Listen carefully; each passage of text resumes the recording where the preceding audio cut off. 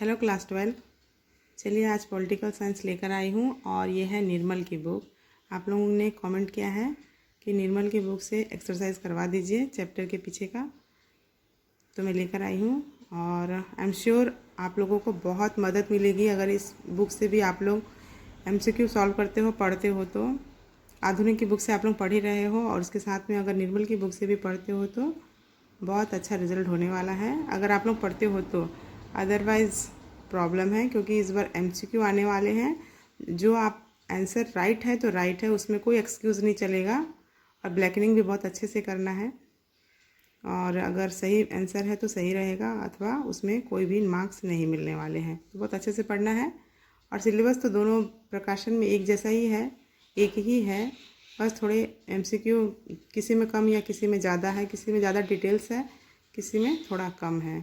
तो चलिए आज पॉलिटिकल साइंस कर लेते हैं निर्मल की, निर्मल प्रकाशन से चैप्टर 1 का। तो चलिए स्टार्ट करते हैं। तो आप देख सकते हो विषय सूची है, 7 चैप्टर है इसमें, सॉरी 6 चैप्टर है।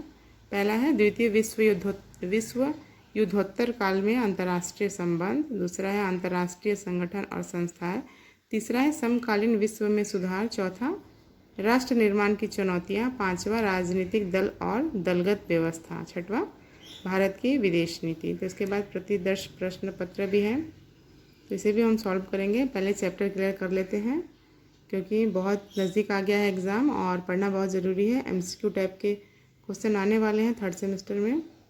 ब्लैकनिंग करना है बहुत अच्छी तरह से और पढ़ना पड़ेगा दोनों बुक से। आप एक बुक से पढ़ रहे हो, साथ साथ में इस बुक से भी पढ़ते हो तो। और बहुत सारे प्रश्न तो कॉमन है दोनों बुक में, मगर दोनों में से किसी बुक में प्रश्न कुछ ज़्यादा है और किसी में थोड़ा कम है, बस यही अंतर है, बाकी सिलेबस सेम ही है। तो चलिए चैप्टर की तरफ। फर्स्ट चैप्टर है द्वितीय विश्व युद्धोत्तर काल में अंतर्राष्ट्रीय संबंध। इसके प्रश्न उत्तर कर लेते हैं। बहुविकल्पीय उत्तर वाले प्रश्न। पहला है वारसा संधि गठित करने की पहल किसने की थी? तो 4 ऑप्शन दिए गए हैं, तो हमारा आंसर होगा ऑप्शन सी, सोवियत संघ। अगला है दूसरा नंबर, शीत युद्ध पद का प्रथम प्रयोग किया गया था द्वारा, तो आंसर होगा ऑप्शन ए, बर्नार्ड बारूच के द्वारा। अगला है तीसरा नंबर प्रश्न, मार्शल योजना कार्यान्वित हुई थी वर्ष, तो ऑप्शन दिए गए हैं 4, हमारा आंसर होगा ऑप्शन बी, 1947। चौथा नंबर प्रश्न है द्वितीय विश्व युद्ध का आरंभ खालिस्तान में हुआ था, तो आंसर होगा ऑप्शन सी, 1939 AD में। पांचवा नंबर प्रश्न है शीत युद्ध को गर्म शांति के रूप में वर्णित किया गया था किन के द्वारा, तो आंसर होगा ऑप्शन डी, बार्नेट।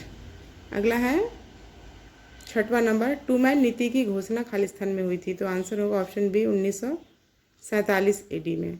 सातवां नंबर प्रश्न है समाजवादी देशों के द्वारा बनाए गए संगठन का नाम खालिस्तान था, तो आंसर होगा ऑप्शन ए, बारसा। आठवां नंबर प्रश्न है नाटो की स्थापना खालिस्तान के प्रयास से हुई थी, तो आंसर होगा ऑप्शन ए, संयुक्त राज्य अमेरिका। अगला है 9वां नंबर, नाटो का गठन हुआ था, आंसर होगा ऑप्शन डी, 4 अप्रैल सन 1949 में। 10वां नंबर है फुलटन वक्तृता इनमें से किसने दिया, तो आंसर होगा ऑप्शन सी, चर्चिल ने। अगला है 11वां नंबर, शीत युद्ध को स्नायु युद्ध की संज्ञा किसने दी, तो आंसर होगा ऑप्शन सी, जवाहरलाल नेहरू ने।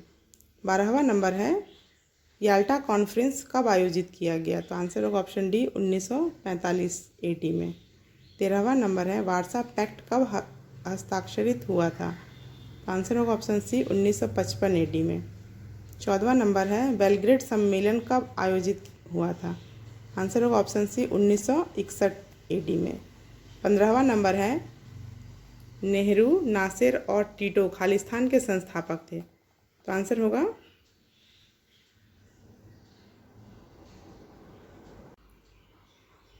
तो इसका आंसर होगा ऑप्शन सी, नेम। 16वां नंबर है शीत युद्ध से जुड़े हुए देशों के नाम खालिस्तान है, तो आंसर होगा ऑप्शन सी, संयुक्त राज्य अमेरिका और सोवियत संघ। 17वां नंबर प्रश्न है, शीत युद्ध की समाप्ति खालिस्तान वर्ष में हुई। आंसर होगा ऑप्शन बी 1951 एडी में, 1991 एडी में। अगला है 18वां नंबर, बाडुंग सम्मेलन खालिस्तान में हुआ था। तो आंसर होगा ऑप्शन सी 1955 एडी में। अगला है 19वां नंबर है, एक मेरु केंद्रित विश्व का प्रधान देश खालिस्तान था। तो आंसर होगा ऑप्शन ए अमेरिका। 20वां नंबर है, छद्म युद्ध शैली का व्यवहार खालिस्तान के दौरान हुआ था। आंसर होगा ऑप्शन सी शीत युद्ध। 21वां नंबर है, निर्गुट आंदोलन की एक अपरिहार्य नीति है। आंसर होगा ऑप्शन ए हस्तक्षेप। 22वां नंबर है, कंटेंटमेंट ऑफ लिबरेशन नामक पुस्तक किसने लिखी। तो आंसर होगा ऑप्शन बी बर्नहैम ने। 23वां नंबर है, निर्गुट आंदोलन की शुरुआत खालिस्तान सम्मेलन से हुई थी। तो आंसर होगा ऑप्शन ए बेलग्रेड। 24वां नंबर है, यूगोस्लोविया में गुट निरपेक्ष आंदोलन के नेता खालिस्तान थे। आंसर होगा ऑप्शन बी टीटो। अगला है 25वां नंबर, बाटून के द्वारा रचित पुस्तक का नाम खालिस्तान है। आंसर होगा ऑप्शन ए अंतर्राष्ट्रीय संबंध। 26वां नंबर है, एंटी कमिटमेंट पैक्ट खालिस्तान में हस्ताक्षरित हुआ था। आंसर होगा ऑप्शन सी 1936 एडी में।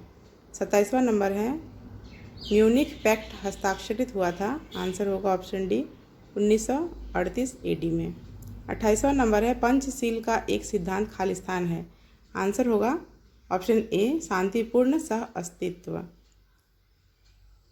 अगला है 29वां नंबर, पंचशील समझौता किस वर्ष हस्ताक्षरित हुआ था। तो आंसर होगा ऑप्शन सी 1954 ईस्वी में। 30वां है, दांतात शब्द है। आंसर होगा ऑप्शन बी फ्रांसीसी शब्द। 31वां नंबर है, वर्तमान में निर्गुट आंदोलन के सदस्यों की संख्या खालिस्तान है। आंसर होगा ऑप्शन डी 120। 32वां नंबर है, कम्युनिस्ट इंफॉर्मेशन ब्यूरो का कॉमिनफॉर्म की स्थापना खालिस्तान में हुई थी। आंसर होगा ऑप्शन सी 1947 एडी में। 33वां नंबर है, दक्षिणी पूर्वी एशियाई संधि संगठन या सीटो की स्थापना किस वर्ष हुई थी। आंसर होगा ऑप्शन ए 1954 एडी में। 34वां नंबर है, नासेर ने किस वर्ष स्वेज नहर को राष्ट्रीयकृत किया था। तो आंसर होगा ऑप्शन डी 1956 एडी में। 35वां नंबर है, टूमैन थे। आंसर होगा ऑप्शन ए अमेरिका के राष्ट्रपति। 36वां नंबर है, मार्शल टिटो थे। आंसर होगा ऑप्शन सी यूगोस्लाविया के राष्ट्रपति। 37वां नंबर है, सुकर्नो कौन थे। आंसर होगा ऑप्शन ए इंडोनेशिया के राष्ट्रपति। 38वां नंबर है, नाकुमा कौन थे। आंसर है ऑप्शन ए घाना के राष्ट्रपति।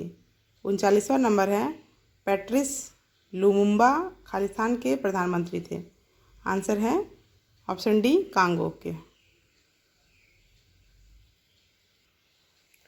40वां नंबर प्रश्न है, किसने कहा शीत युद्ध एक प्रकार का कूटनीतिक युद्ध है जिसमें शत्रुओं को अकेला करने और मित्रों की खोज करने की चतुराई का प्रयोग किया जाता है।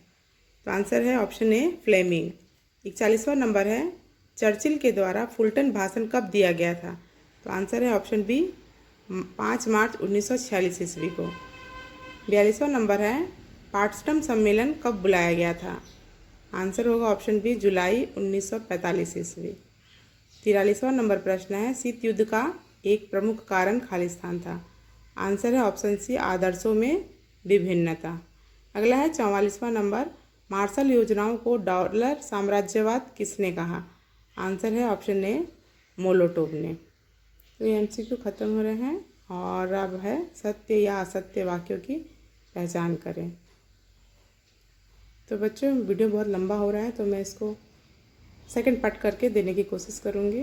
तब आप लोग कमेंट कीजिए फिर आप लोगों को कौन सा चैप्टर और कौन से सब्जेक्ट में क्या चीज़ चाहिए।